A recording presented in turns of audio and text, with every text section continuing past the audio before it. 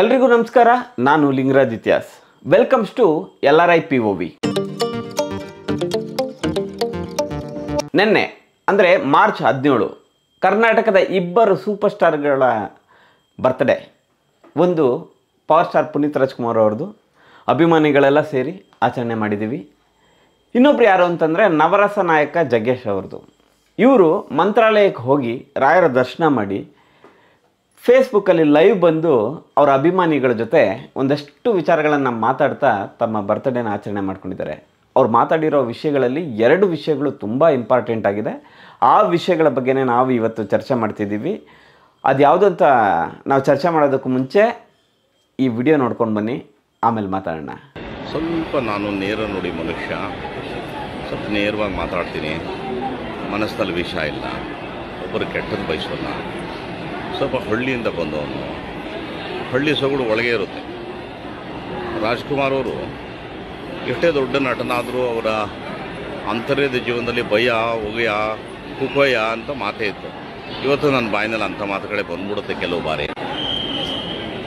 ಯಾವತ್ತಾದರೂ ನಾನು ಮೈಕ್ ಹಿಡಿದು ಮಾತಾಡೋ ಬರದಲ್ಲಿ ಯಾರಿಗಾದರೂ ಹೊರಟಾಗಿದ್ರೆ ದಯಮಾಡಿ ಕ್ಷಮಿಸ್ಬಿಡಿ. ನಾನು ನಿಮ್ಮ ತಂದೆ ವಯಸ್ಸು ಬೇಕಂತ ಯಾವತ್ತೂ ಮಾತಾಡಲ್ಲ. ಅದು ಕೆಲವರಿಗೆ ನಾನು ಹೊರಟಾಗಿದ್ರೆ ಕ್ಷಮಿಸ್ಬಿಡಿ. ನೋಡಿದ್ರಲ್ಲ ಈ ವಿಡಿಯೋದಲ್ಲಿ ನಮ್ಮ ನವರಸ ನಾಯಕ ಜಗ್ಗೇಶ್ ಅವರು ಯಾರನ್ನೋ ಕ್ಷಮೆ ಕೇಳ್ತಿದ್ದಾರೆ ಅಂತ ಅನ್ನಿಸ್ತಿದೆಯಲ್ಲ. ನಿಜ, ಇವರು ರಂಗನಾಯಕ ಚಲನಚಿತ್ರ ಕಳೆದ ವಾರ ರಿಲೀಸ್ ಆಯಿತು. ಅದಕ್ಕೂ ಕಳೆದ ವಾರ ಒಂದು ಪ್ರೆಸ್ ಮೀಟ್ ನಡೆಯುತ್ತೆ. ಅಲ್ಲಿ ಒಬ್ಬರನ್ನ ಇಂಡಿಕೇಟ್ ಮಾಡಿ ಜಗ್ಗೇಶ್ ಅವರು ಒಂದಷ್ಟು ಪದಗಳನ್ನು ಬಿಟ್ಬಿಡ್ತಾರೆ, ಅಂದರೆ ಮಾತನ್ನು ಬಿಟ್ಬಿಡ್ತಾರೆ. ಅವರಿಗೆ ಇದರಿಂದ ತುಂಬ ನೋವಾಗುತ್ತೆ. ಸೋಷಿಯಲ್ ಮೀಡಿಯಾದಲ್ಲಿ ಜಗ್ಗೇಶ್ ಅವರನ್ನು ತುಂಬ ಜನ ಏನು ಮಾಡ್ತಾರೆ, ಟೀಕಿಸ್ತಾರೆ. ನಿಮ್ಮ ಗಣತೆಗೆ ನೀವು ಮಾತಾಡಿರೋದು ಸರಿಯಲ್ಲ ಅಂತಲೂ ತುಂಬ ಜನ ಕಮೆಂಟ್ಸ್ಗಳು ಹಾಕ್ತಾರೆ. ಇದರಿಂದ ಜಗ್ಗೇಶ್ ಅವ್ರಿಗೂ ಅರಿವಾಗಿರಬೇಕು, ಹೌದು ನಾನು ಮಾತಾಡಿದ್ದು ತಪ್ಪು ಅಂತ. ಅದಕ್ಕೆ ಇಲ್ಲಿ ಕ್ಷಮೆ ಕೇಳಿದ್ದಾರೆ. ಅದಕ್ಕೆ ಸಂಬಂಧಪಟ್ಟ ವ್ಯಕ್ತಿ ಯಾರಿದ್ದಾರೋ ಕ್ಷಮಿಸೋದು ಬಿಡೋದು ಅವ್ರಿಗೆ ಬಿಟ್ಟಿದ್ದು. ಆದರೂ ಜಗ್ಗೇಶ್ ಅವರಂದರೆ ನಮಗೆ ತುಂಬಾ ಇಷ್ಟ.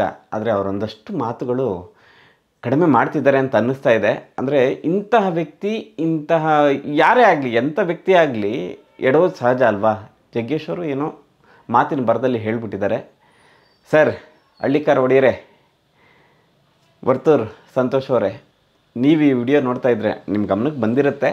ನೀವೇ ಮಾತಾಡ್ಬಿಡಿ ಸರ್ ಜಗ್ಗೇಶ್ ಅವ್ರ ಜೊತೆ. Thank you. ಒಂದು ನಿಮಿಷ, ಒಂದು ವಿಡಿಯೋದ ಬಗ್ಗೆ ನಾನು ನಿಮ್ಮ ಜೊತೆ ಮಾತಾಡ್ಬಿಟ್ಟೆ. ಇನ್ನೊಂದು ವಿಡಿಯೋ ನೋಡ್ಕೊಂಡು ಬನ್ನಿ, ಅದ್ರ ಬಗ್ಗೆನೇ ಪ್ರಮುಖವಾಗಿ ಮಾತಾಡೋದು ಇದೆ ಇವತ್ತು. ಒಂದು ಕಡೆ ಮಾತನ್ನು ಹೇಳ್ಬಿಡ್ತೀನಿ. ಮೊನ್ನೆ ಒಂದು ಚಿತ್ರ ಮಾಡಿದೆ, ನಿಮಗೆಲ್ಲ ಹೊರಟಾಗಿದೆ. ನನ್ನ ತಪ್ಪಿಲ್ಲ, ನಂಬಿಕೆ ಜಾಸ್ತಿ. ಯಾರು ನನ್ನಲ್ಲಿ ಶರಣಾಗತಿಯಾಗಿ ನನಗೆ ಸಾಕಾರ ಮಾಡಿ ಆ ಚಿತ್ರ ಏನು ನಾನು ಮಾಡಿದ್ದೀನಲ್ಲ ಅದು ನನ್ನದಲ್ಲ. ಒಬ್ಬ ನಿರ್ದೇಶಕನಿಗೆ ನಂಬಿ ನಾನು ಕೆಲಸ ಕೊಟ್ಟಾಗ ಆತ ತನಗೊಂದು ಆಸೆ ಇತ್ತು ಅಂತ ಕಾಣುತ್ತೆ. ಪ್ರಕಾರ ಆತ ಆ ಕರ್ತವ್ಯ ನಿರ್ವಹಿಸ್ಬಿಟ್ಟಿದ್ದಾನೆ. ಅದರಲ್ಲಿ ಯಾವುದೂ ನನಗೋದಕ್ಕೂ ಸಂಬಂಧ ಇಲ್ಲ. ಅಕಸ್ಮಾತ್ ನಿಮಗೆಲ್ಲ ಬೇಜಾರಾಗಿದ್ದರೆ ಕ್ಷಮೆ ಇರಲಿ. ನಾನು ಪ್ರೀಮಿಯರ್ ಪದ್ಮಿನಿ ಅಂತ ಒಳ್ಳೆ ಪಿಕ್ಚರ್ ಕೊಟ್ಟಿದ್ದೀನಿ, 8mm ಕೊಟ್ಟಿದ್ದೀನಿ, ಕಾಳಿದಾಸ ಕನ್ನಡ ಮೇಷ್ಟ್ರೂ ಕೊಟ್ಟಿದ್ದೀನಿ. ಇದೊಂದು ಯಾರ್ದೋ ಅಪರಾಧಕ್ಕೆ ನನ್ನ ಮೇಲೆ ನಿಮಗೆ ಬೇಜಾರು ಬೇಡ, ಇದು ಇನ್ನೂ ಉತ್ತಮವಾದಂಥ. ಸೊ ಹಾಗಾಗಿ ವೃತ್ತಿಯಲ್ಲಿ ಯಾವುದಾದ್ರು ಸಣ್ಣ ಪುಟ್ಟ ಲೋಪದೋಷಗಳಾಗಿದ್ದರೆ ಕ್ಷಮೆ ಇರಲಿ. ದೊಡ್ಡ ದೊಡ್ಡ ಮಹನೀಯರ ಒಂದು ನೀತಿ ಪಾಠವನ್ನು ಕೇಳಿ ಬೆಳೆದವನು, ರಾಯರ ಭಕ್ತನು, ಕ್ಷಮೆ ಇರಲಿ ಎಲ್ಲದಕ್ಕೂ. ನೋಡಿದ್ರಲ್ಲ ಈ ವಿಡಿಯೋನ. ಅಂದರೆ ಅವ್ರ ಮನಸ್ಸಿಗೆ ಎಷ್ಟು ನೋವಾಗಿರಬೇಕು. ಅಂದರೆ ಎಂತೆಂಥ ಸಿನಿಮಾ ಮಾಡಿದ್ದಾರೆ ಜಗ್ಗೇಶ್ ಅವರು. 1980ರಲ್ಲಿ ತುಮಕೂರು ಜಿಲ್ಲೆ ತುರುವೇಕೆರೆ ತಾಲೂಕು ಮಾಯಸಂದ್ರದಿಂದ ಬೆಂಗಳೂರಿಗೆ ಜೀವನನ ಅರಸಿ ಬರ್ತಾರೆ ನಮ್ಮ ಜಗ್ಗೇಶ್ ಅವರು. ಆಟ ಓಡಿಸ್ಕೊಂಡಾದರೂ ನಾನು ಜೀವನ ಮಾಡಿಬಿಡ್ತೀನಿ ಬೆಂಗಳೂರಲ್ಲಿ ಅಂತ ಇದ್ದವರು ಒಬ್ಬರು ಕಲಾವಿದರಾಗಿ ಹೆಜ್ಜೆ ಅಂದರೆ ಎಷ್ಟೊಂದು ಹಂತಗಳನ್ನು ದಾಟಿ ಬಂದು ಎಷ್ಟೊಂದು ಮೇರ್ನಟ ಆಗಿದ್ದಾರೆ ರೀ ಅವರು.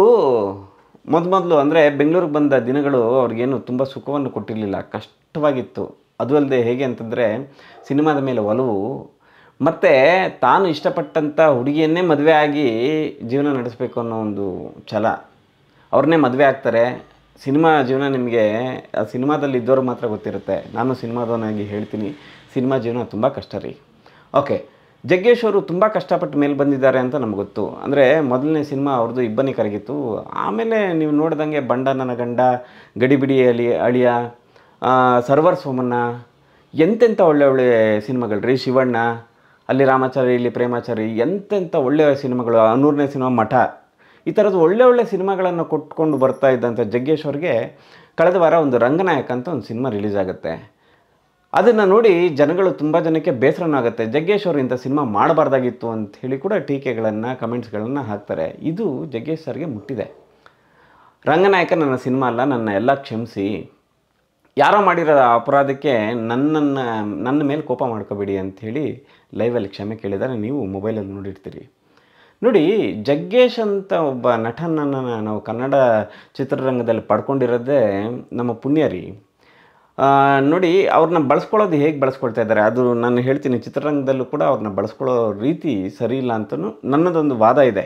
ಅದಕ್ಕೆ ನಿಮ್ಮ ಏನಾದರೂ ವಿರೋಧ ಇದ್ದರೆ ನೀವು ಕಮೆಂಟ್ ಮೂಲಕ ಹೇಳ್ಬೋದು. ನೋಡಿ, ಒಬ್ಬ ಮೇರು ನಟ ಅಂದರೆ ನವರಸ ನಾಯಕ ಅಂದರೆ ಎಲ್ಲ ರೀತಿ ಬರೀ ನಗಿಸೋದೊಂದೇ ಅಲ್ಲ, ಅವರು ಅಳಿಸೋದ್ರಲ್ಲೂ ಕೂಡ ಜಗ್ಗೇಶ್ ಅವರು ತುಂಬ ಒಳ್ಳೆಯ ನಟ.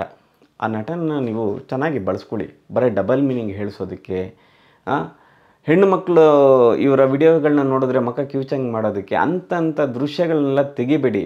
ಅವ್ರಿಗೆ ಆದಂಥ, ನೋಡಿ ಅವರೇ ಹೇಳಿದ್ದಾರೆ, 8mm ಅಂತ ಸಿನಿಮಾಗಳನ್ನ ಮಾಡಿದ್ದೀನಿ, ಪ್ರೀಮಿಯರ್ ಪದ್ಮಿನಿ ಅಂತ ಸಿನಿಮಾಗಳನ್ನ ಮಾಡಿದ್ದೀನಿ, ಕಾಳಿದಾಸ ಕನ್ನಡ ಮೇಷ್ಟ್ರು ಅನ್ನೋ ಸಿನಿಮಾ ಮಾಡಿದ್ದೀನಿ, ಅಂಥ ಸಿನಿಮಾಗಳನ್ನ ನಾನು ಮುಂದಕ್ಕೆ ಮಾಡ್ತೀನಿ ಅಂತ ಹೇಳ್ತಿದ್ದಾರೆ.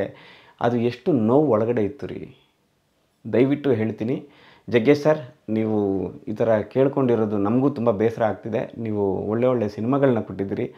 ನಾವೇ ನಿಮ್ಮ ಫ್ಯಾನ್ಸ್ ರೀ. ಸ್ಕೂಲಲ್ಲಿ ಓದಬೇಕು ಅಂತಂದರೆ ನಿಮ್ಮ ಹಾಡುಗಳಿಗೆಲ್ಲ ನಾವು ನಿಜವಾಗ್ಲೂ ಅಂತಿಂಥ ಗಂಡ ನಾನಲ್ಲ, ನನ್ನಂಥ ಬಂಡ ಯಾರಿಲ್ಲ ಅಂತೇನೋ ಒಂದು ಹಾಡಿದೆಯಲ್ಲ, ಆ ಹಾಡುಗಳನ್ನ ನಾವು ಸ್ಕೂಲಲ್ಲಿದ್ದಾಗ ಡ್ಯಾನ್ಸ್ಗಳನ್ನ ಮಾಡಿದ್ದೀವಿ.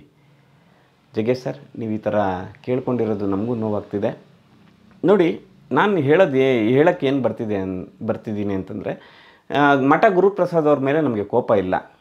ಯಾಕಂದರೆ ಮಠ ಅಂತ ಒಂದು ಒಳ್ಳೆ ಸಿನಿಮಾ, ಎದ್ದೇಳು ಮಂಜುನಾಥ ಅನ್ನೋವಂಥ ಒಂದು ಒಳ್ಳೆಯ ಸಿನಿಮಾಗಳನ್ನು ಕೊಟ್ಟಂಥ ಗುರುಪ್ರಸಾದ್ ಅವರು ರಂಗನಾಯಕ ಈ ಸಿನಿಮಾದಲ್ಲಿ ಎಲ್ಲೋ ಎಡವಿದ್ದಾರೆ. ಜಗ್ಗೇಶ್ ಅವ್ರನ್ನ ಸರಿಯಾಗಿ ಬಳಸ್ಕೊಂಡಿಲ್ಲ ಅನ್ನೋದೇ ನನ್ನ ವಾದ ಕೂಡ. ನಾನು ಕೂಡ ಸಿನಿಮಾ ನೋಡಿದೆ, ಚೆನ್ನಾಗಿ ಮಾಡಿದ್ದಾರೆ, ಇಲ್ಲ ಅಂತಲ್ಲ. ಆದರೆ ನಿಮ್ಮ ರೇಂಜಿಗಿಲ್ಲ ಸರ್ ಗುರುಪ್ರಸಾದ್ ಸರ್. ನಿಮ್ಮ ಆ ಬುದ್ಧಿಶಕ್ತಿ, ಬುದ್ಧಿವಂತ ಅನ್ನೋ ಪದಕ್ಕೆ ನೀವು ಆ್ಯಪ್ಟು ಬುದ್ಧಿವಂತ ಯಾರು ಅಂತಂದರೆ ಗುರುಪ್ರಸಾದ್ ಸರ್ನೂ ಒಬ್ಬರನ್ನ ಹೇಳ್ಬೋದು. ಅಂಥ ಒಳ್ಳೆ ನಿರ್ದೇಶಕರು ಇನ್ನೊಂದಷ್ಟು ಸಮಯ ತಗೊಂಡು ಒಳ್ಳೆ ಸಿನಿಮಾಗಳನ್ನು, ಒಳ್ಳೆ ಕಥೆಗಳನ್ನು ಆಯ್ಕೆ ಮಾಡಿಕೊಂಡು, ನಿಮ್ಮಲ್ಲಿ ಕೇಪಬಲ್ ಇದೆ ಸರ್, ಜಗ್ಗೇಶ್ ಸರ್ನೇ ಬಳಸ್ಕೊಳ್ಳಿ. ನೆಕ್ಸ್ಟ್ ಸಿನಿಮಾನೂ ಸೂಪರಾಗಿ ಮಾಡಿ. ನಿಮ್ಮ ಮೇಲೆ ನಂಬಿಕೆ ಇಟ್ಟು ಒಂದು ಜವಾಬ್ದಾರಿಯುತವಾದ ಕೆಲಸಗಳನ್ನು ಕೊಟ್ಟಾಗ ಅದನ್ನು ಕರೆಕ್ಟಾಗಿ ನಿರ್ವಹಿಸ್ತೀರಾ ಅಂತ ಎಲ್ಲ ಅಭಿಮಾನಿಗಳಿಗೂ ಗೊತ್ತು. ಎಲ್ಲೋ ಎಡವಿದ್ದೀರಾ, ನೀವು ಅದನ್ನು ಕಂಡುಕೊಳ್ಳಿ ಸರ್. ನಾನು ಇದನ್ನು ಹೇಳೋಷ್ಟು ದೊಡ್ಡವನಲ್ಲ ನಾನು ನಿಮಗೆ. ಆದರೂ ನಿಮಗೇನಾದ್ರು ನಾನು ಹೇಳಿರೋ ಮಾತಲ್ಲಿ ನಿಮ್ಗೆ ನೋವಾಗಿರೋ, ನಾನು ನಿಮ್ಗೆ ನೋವು ಮಾಡಬೇಕಂತ ಹೇಳ್ತಿಲ್ಲ, ನಿಮ್ಮಲ್ಲಿ ಒಂದು ರಿಕ್ವೆಸ್ಟ್ ಮಾಡ್ತಾಯಿದ್ದೀನಿ ಅಷ್ಟೇ. ಇದು ರಿಕ್ವೆಸ್ಟ್ ಅಷ್ಟೇ. ಒಳ್ಳೆ ಸಿನಿಮಾಗಳು ಬರಲಿ ಸರ್. ಕನ್ನಡ ಚಿತ್ರರಂಗ ಯಾವಾಗಿದ್ರೂ ನಂಬರ್ 1 ಆಗೇ ಇರಬೇಕು. ಜಗ್ಗೇಶ್ ಸರ್, ಯಾವಾಗಲೂ ನಾವು ನಿಮ್ಮನ್ನ ಪ್ರೀತಿ ಮಾಡ್ತಾನೆ ಇರ್ತೀವಿ. ನಿಮ್ಮಿಂದ ಒಳ್ಳೆ ಸಿನಿಮಾಗಳನ್ನ ಬಯಸ್ತೀವಿ. Once again sir, late happy birthday. ಒಳ್ಳೆಯದಾಗಲಿ ಎಲ್ರಿಗೂ. Thank you. ಇವತ್ತಿನ ಅನಿಸಿಕೆ ಬಗ್ಗೆ, ಅಂದರೆ ಇವತ್ತಿನ ಸಂಚಿಕೆ ಬಗ್ಗೆ ಅನಿಸಿಕೆ ಅಂದ್ಬಿಟ್ಟೆ. ಇವತ್ತಿನ ಸಂಚಿಕೆ ಬಗ್ಗೆ ನಿಮ್ಮ ಅನಿಸಿಕೆ ಏನೇ ಇದ್ರೂ ಕಮೆಂಟ್ ಮೂಲಕ ತಿಳಿಸಿ. Thank you.